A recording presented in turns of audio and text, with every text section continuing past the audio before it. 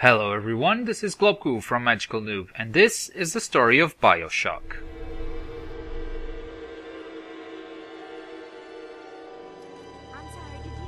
They told me, son, you're special.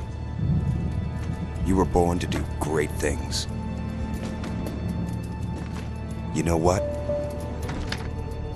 They were right.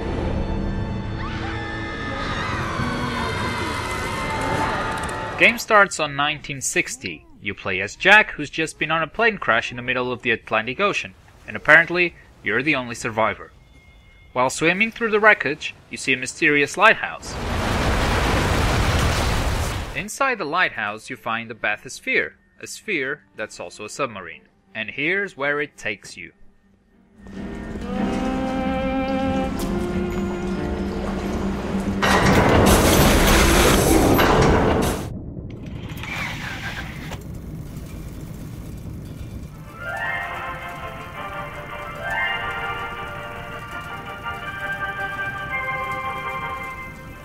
I am Andrew Ryan, and I'm here to ask you a question.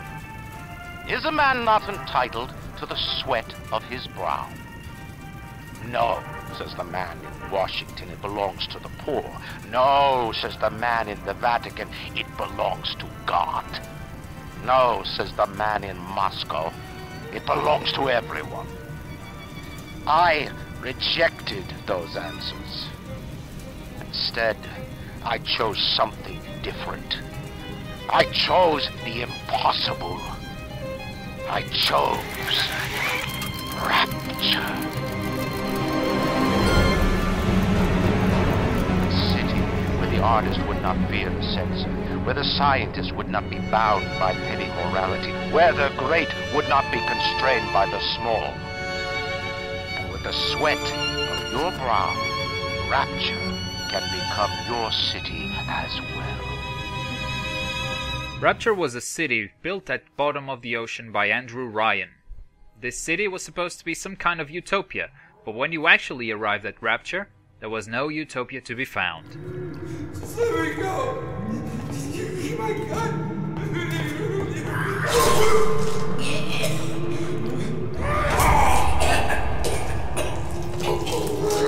Then you hear a voice from a guy called Atlas, who you decide to trust. After all, what other choice did you have? Would you kindly pick up that shortwave radio? I don't know how you survived that plane crash, but I've never been one to question Providence. I'm Atlas, and I aim to keep you alive. Now keep on moving.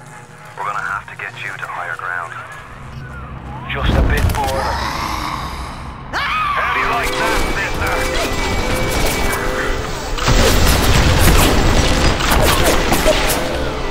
Now, would you kindly find a crowbar or something? Bloody splicer, seal Johnny in before they... Goddamn splicers. The splicers are what remains of the human population in Rapture. Their bodies and minds have been deformed due to their abusive atom consumption, a substance found in sea slugs on the bottom of the ocean that can be processed to rewrite your DNA and allow you to use superpowers. The splicers are now dependent on this substance and are constantly seeking it. Following Atlas' instructions, you find a plasmid, which is a special serum processed from Adam that reconstructs your DNA. Steady now. Your genetic code is being rewritten. Just hold on and everything will be fine.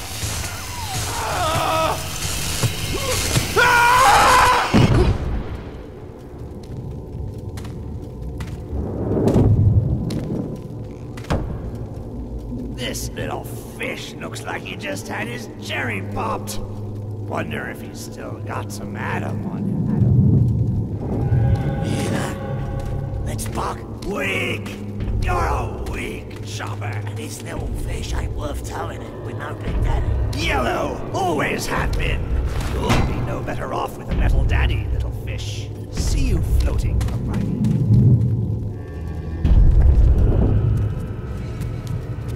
Look, Mr. Bubbles, it's an angel. I can see light coming from his belly. Wait a minute, he's still breathing. It's alright. I know he'll be an angel soon.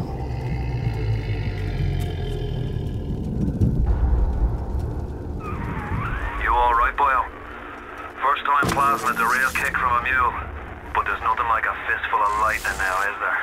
And just like that, you have superpowers.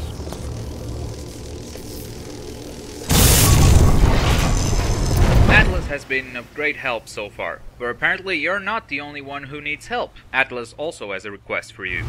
Listen, I've got a family. I need to get them out of here. But the splicers have cut me off from them. If you can reach them in Neptune's bounty, then maybe, just maybe... I know you must feel like the unluckiest man in the world right now, but you're the only hope I'll ever see my wife and child again. Go to Neptune's bounty. Find my family, please. You've just encountered a little sister and a big daddy. While most of the city is still a mystery, Atlas is there to help you. You think that's a child down there? Don't be fooled. She's a little sister now. Somebody went and turned a sweet baby girl into a monster. Whatever you thought about right and wrong on the surface, well, that don't count for much down in Rapture. Those little sisters, they carry Adam, the genetic material that keeps the wheels of Rapture turning. Everybody wants it, everybody needs it.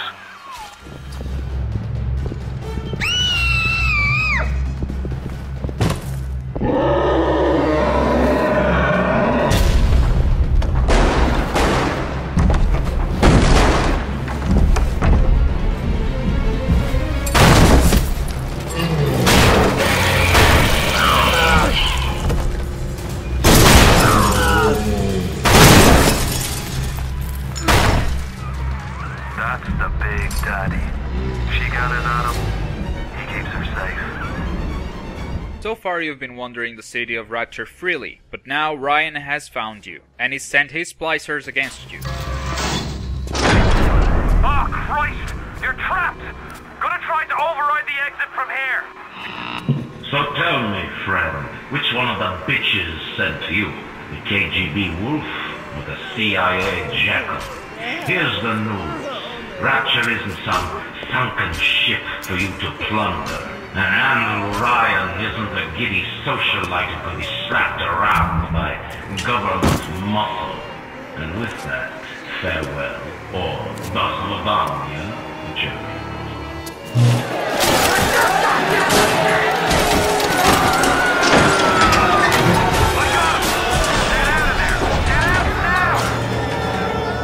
The splicers are under the control of Ryan. He controls them through the release of pheromones to the air of Rapture. So the splicers are absolutely under his control. To Ryan. The security, the splicers, the big daddies, the little sisters. He pumps some kind of chemical scent in the air. Pheromones, they call it. Makes them all dance to his tune. Later, you run into a little sister that is unprotected by the big daddy. It's a little one. Here's your chance to get some Adam. It's just you and me and all the tasty Adam I can drink. No! Stay away from her or it is you who will be shot next. Easy now, Doctor. He's just looking for a wee bit of Adam. Just enough to get by. I'll not have him hurt my little ones. It's okay, lad. It's not a child. Not anymore, it ain't. Dr. Tenenbaum saw to that. Bitte, do not hurt her. Have you no heart? Aye, that's a pretty sermon coming from the ghoul who cooked up them creatures in the first place. Took fine little girls and turned them into that, didn't you? Listen to me, boyo. You won't survive without the antidotes. Things are carrying. Are you prepared to trade your life, the lives of my wife and child, for Tenenbaum's little Frankenstein? Here! There is another way. Use this. Free from their torment. I will make it to be worth your while. Somehow. You now have the choice to harvest the Adam from the little sister, or save him, but doing so won't get you as much Adam as it would if you harvested. This choice will affect the ending of the game. For now, let's save all the little sisters that we find. We'll come back to this point of the story later in the video, and see what would happen if we harvested the little sisters. Cute. The path of the righteous is not always easy, yes. The reward will become clear in time. Be patient. Neptune's bounty was a fishery heavily used by Frank Fontaine. Frank Fontaine was a smuggler who contrabanded items into Rapture. He was known to regularly disguise himself as various people to accomplish criminal activities that he would not normally get away with. His smugglers were the first to discover the sea slugs, which naturally produce Adam. Tannenbaum learned about the Atom and approached them, stating that they would need little girls in order to mass-produce Adam. Fontaine created the Little Sisters Orphanage, pretending it was a charity out of the goodness of his heart. Andrew Ryan, having discovered the smuggling operations, began to see Fontaine as a threat. His activities might reveal the location of Rapture to the surface world. Fontaine apparently died in a shootout with Ryan's men, sealing himself the status of a martyr to those who did not know his true nature. You can't quit! Fontaine will find you! Hey, fuck Fontaine! You don't fuck Fontaine! Fontaine fucks you! Then you finally reach Neptune's bounty, where you see Atlas with your own eyes for the first time. His family is also there, but is trapped in a submarine. You blow a fuse up there! Can't see a damn thing in that fuse! Give me a tick, and I'll get you out of there! Moira! Can you hear me in there, darling? So dark. If only your friend could look up and see. Maybe. If only you could do something. Anything. Except just stand here and watch him die.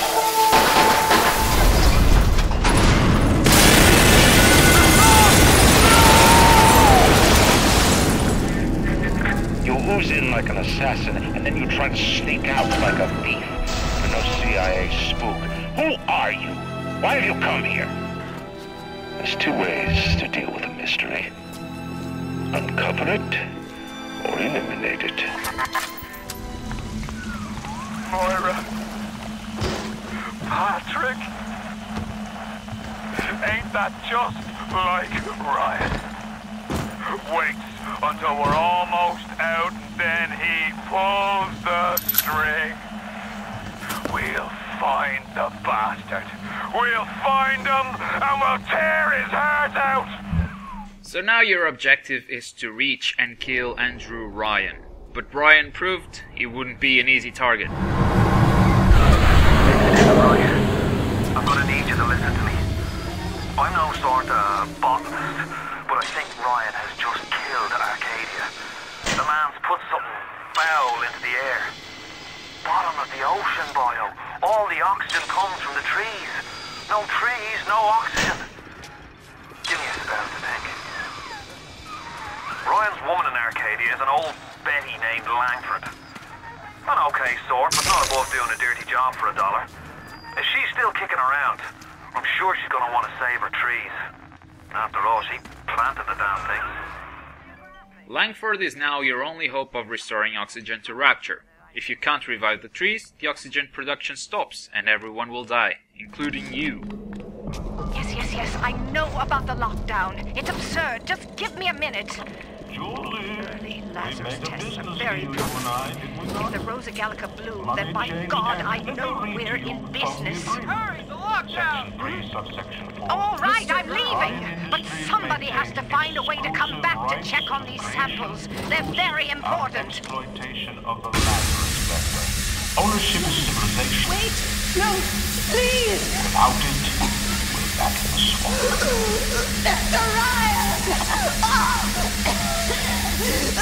Luckily, she was already developing a way to revive trees called the Lazarus Vector. With her research, you were able to bring the trees back to life.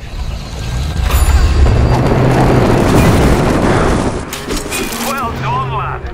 Take a deep breath and enjoy it. Then head over to Rolling Hills and get the bathysphere.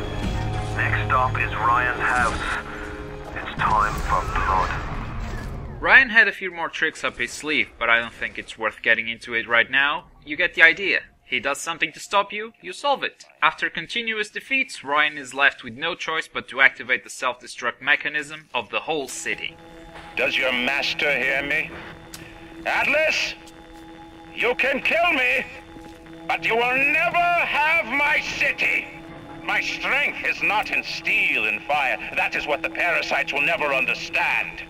A season for all things. A time to live and a time to die. A time to build and a time to destroy!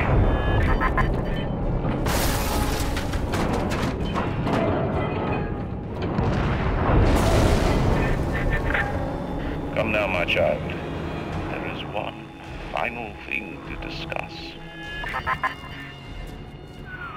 What? Ryan's at the core to self-destruct. This is different than what you did. He's got a mind to take down the whole damn city. Get in there and whack the chunk before the whole joint blows! In order to stop the city from destroying itself, you need Ryan's genetic key, which he keeps with himself. You need to reach him. The assassin has overcome my final defense, and now he's come to murder me. In the end, what separates a man from a slave? Money? Power? No. A man chooses. A slave obeys. You think you have memories. A farm. A family. An airplane. A crash. And then this place. Was there really a family? Did that airplane crash? Or was it hijacked? Forced down. Forced down by something less than a man, something bred to sleepwalk through life until they are activated by a simple phrase spoken by their kindly master. Was a man sent to kill, or a slave? A man chooses. A slave obeys. Come in. Stop, would you kindly? Would you kindly? Powerful phrase. Familiar phrase. Would you kindly? Would you kindly get this? Would you kindly find that? Would you kindly find that? Would you kindly find? Would you kindly get this? Would you kindly head to Ryan's office and kill the son of a bitch? Sit, would you kindly? Stand, would you kindly? Run! Stop! Turn. A man chooses. A slave obeys.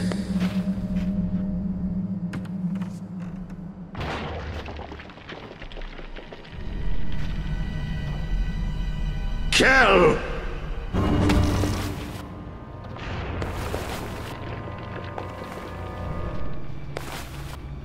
A man chooses!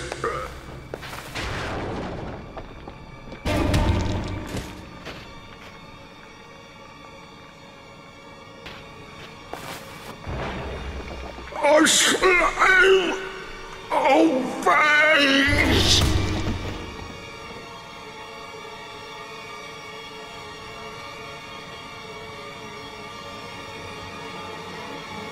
Obey!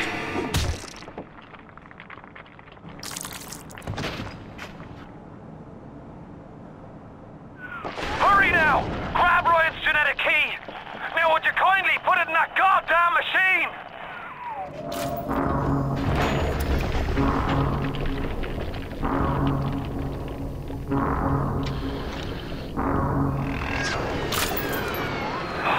Nice work, Bio.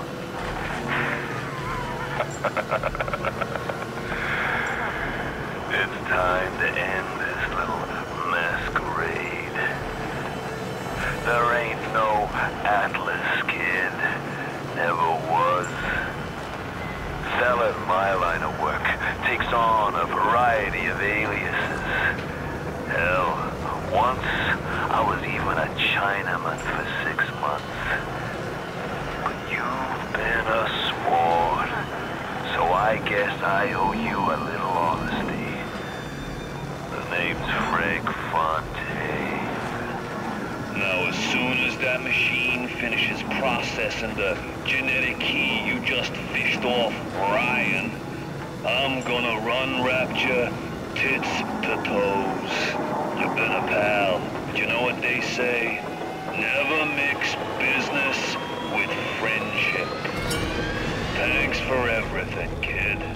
Don't forget to say hi to Ryan for me. The Little Sisters help you escape to Tenenbaum, and she tells you the whole story, the whole true story.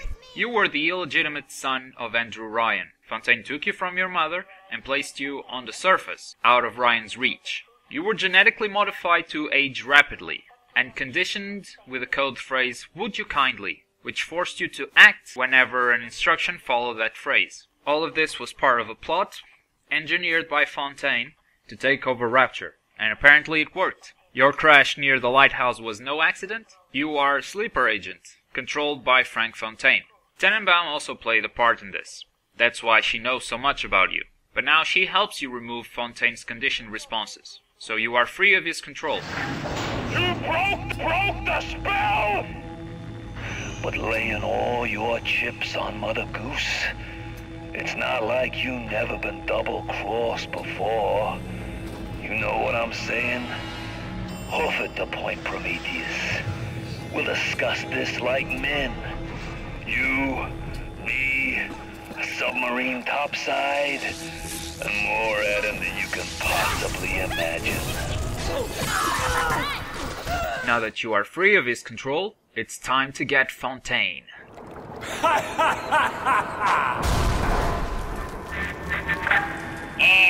Alright, you looking to slug it out? I'm game.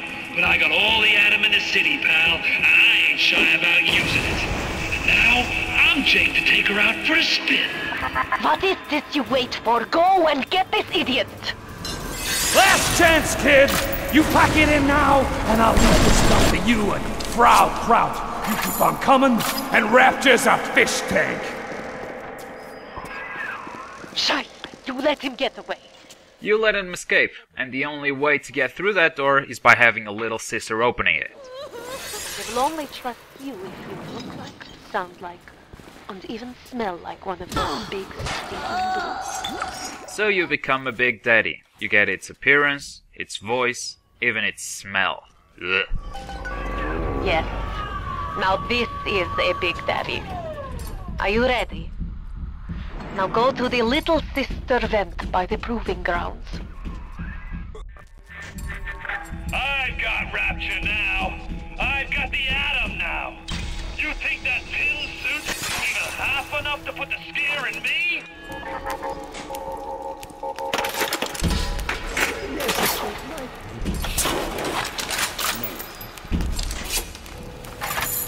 Time to go, Mr. B.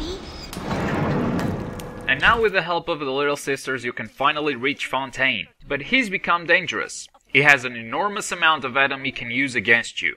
So you take the needle that the Little Sisters used to harvest Adam and use that to fight against him. I remember when me and the crowd put you in that sub.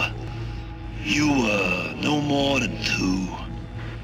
You were my ace in the hole.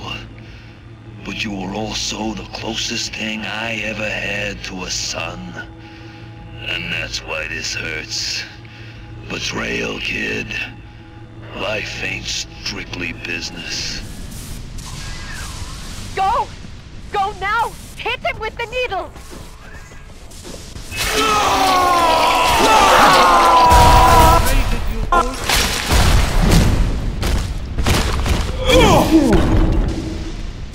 I had you built. I sent you topside. I called you back, showed you what you was capable of. Even that life you thought you had, that was something I dreamed up and had tattooed inside your head. Now if you don't call that family, I don't know what is. And now,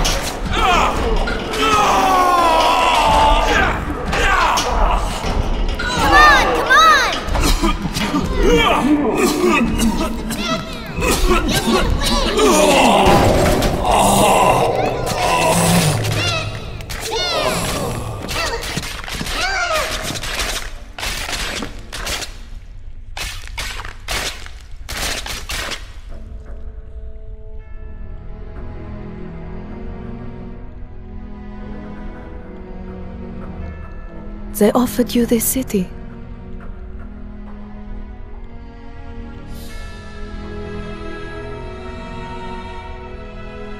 And you refused it. And what did you do instead? What I've come to expect of you. You saved them. You gave them the one thing that was stolen from them.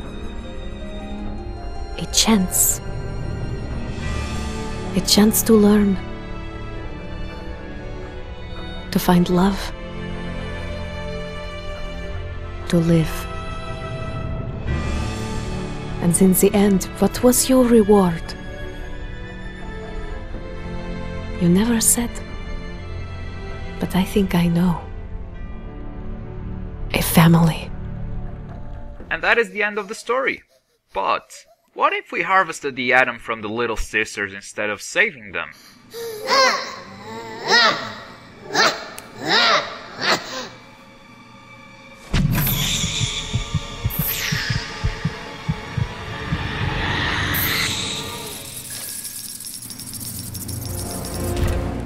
The children would still help you escape from Fontaine, but they would be scared of you. Who's he?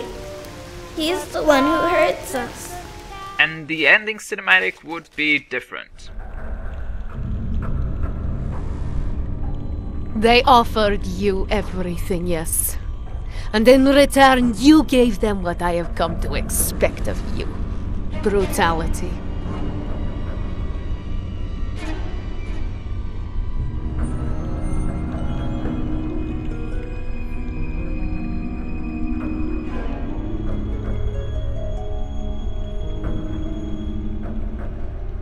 You took what you wanted. All the atom, all the power.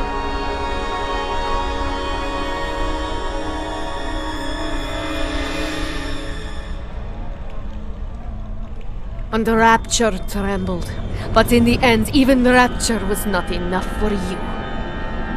Your father was terrified the world would try to steal the secrets of his city.